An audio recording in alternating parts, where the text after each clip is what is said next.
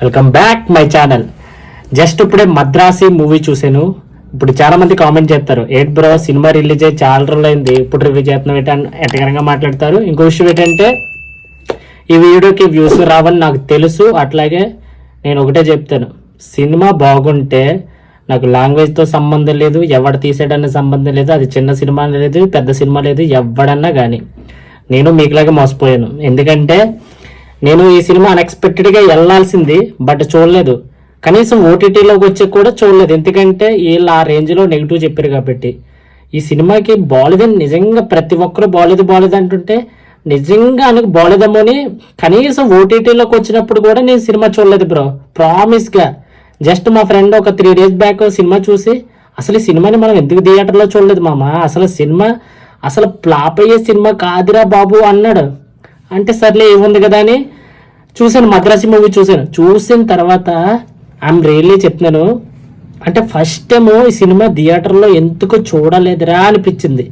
మీకు ఆ మురుగదాస్ గారికి ఏమున్నాయో నాకు తెలియదు, నేను మాత్రం అది ఎక్కడి నుంచి వచ్చిన సినిమా బాగుంటే ఖచ్చితంగా నేను చూసినంటే అది ఈ రోజు కాకపోతే ఎప్పుడు చూసినా అది నాకు నచ్చిందంటే ఖచ్చితంగా జనాలకి చెప్పడానికి ట్రై చేస్తాను.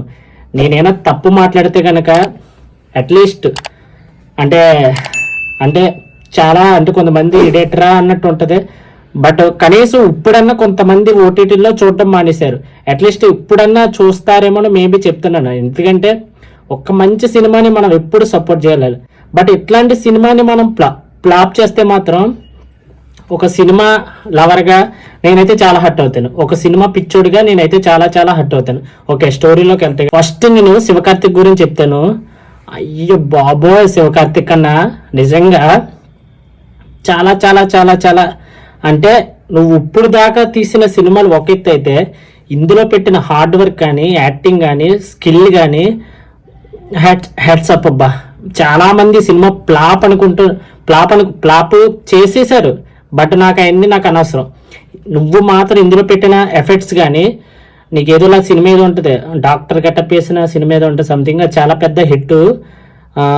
నేను చెప్తున్నాను, ఈ సినిమా ఫ్లాప్ అయిందో నా దృష్టిలో అయితే ఈ సినిమా నువ్వు చేసిన అన్ని సినిమాల కన్నా this is the best movie. నేను అంటే స్టాంపు గుద్ది చెప్తాను, నువ్వు పెట్టిన యాక్టింగ్ అయితే తోప్ లెవెల్ యాక్టింగ్ చేసావు.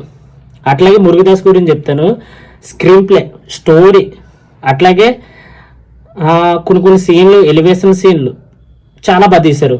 అతను పర్సనల్గా మన ఇండస్ట్రీని తక్కువగా మాట్లాడారని ఈ సినిమాని ఫ్లాప్ చేశారు అన్నట్టుగా బయట టాకు, అది నాకు తెలీదు. నేను సినిమా లవర్గా సినిమా బాగుంటే ఖచ్చితంగా బాగుందని చెప్తాను.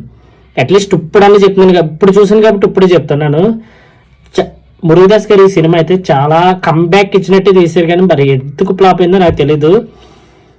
చాలా మంచి ఫీల్ ఇచ్చింది sir, thank you so much. అట్లాగే హీరోయిన్ గురించి చెప్పాలి, మీకు తెలిసి ఉంటుంది రుక్మిణి గురించి. తోపు ప్రతిదానికి తోపు అంటున్నాను, సారీ. నిజంగా చాలా అంటే క్యూటెస్ట్గా చేసింది, చాలా బాగుంది. చాలా అంటే కొన్ని సీన్లు కూడా చాలా ఎమోషనల్గా అనిపించింది. ఆ లవ్ చూపించే విధానం కూడా ఒక ప్యూర్ అంటే ఒక ఫీల్గా అనిపించింది.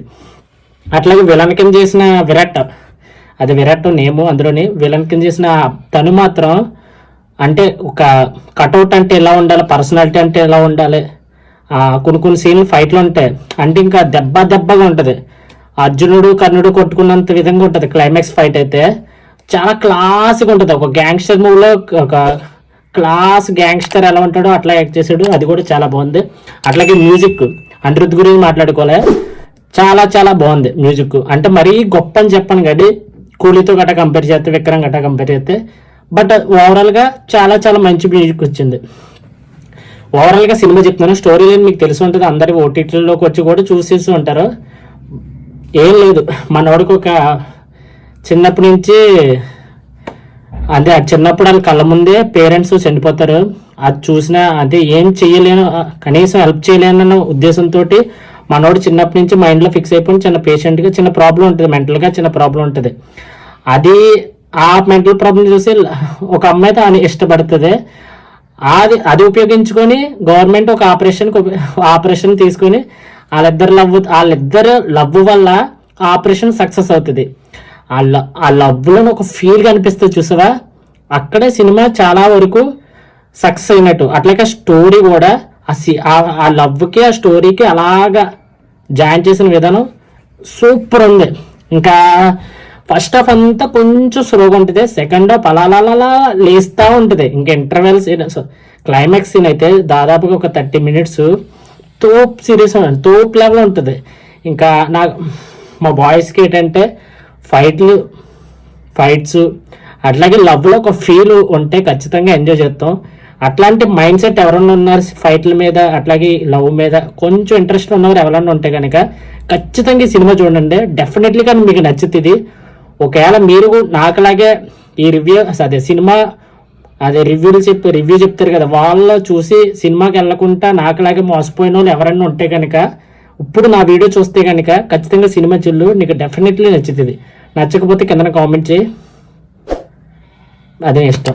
ఓకే, ఇక్కడ దాకా మన వీడియో చూసారంటే ఖచ్చితంగా ఎంతో కొంత నచ్చి ఉంటుంది. ఒకవేళ నచ్చకపోతే ఒక కొత్త క్రియేటర్కి ఒక మంచి రివ్యూర్కి సపోర్ట్ చేస్తాం అనుకుని ఒక లైక్ చేసి సబ్స్క్రైబ్ చేయండి. నెక్స్ట్ వీడియోలో మళ్ళీ కలుద్దాం. జై హింద్.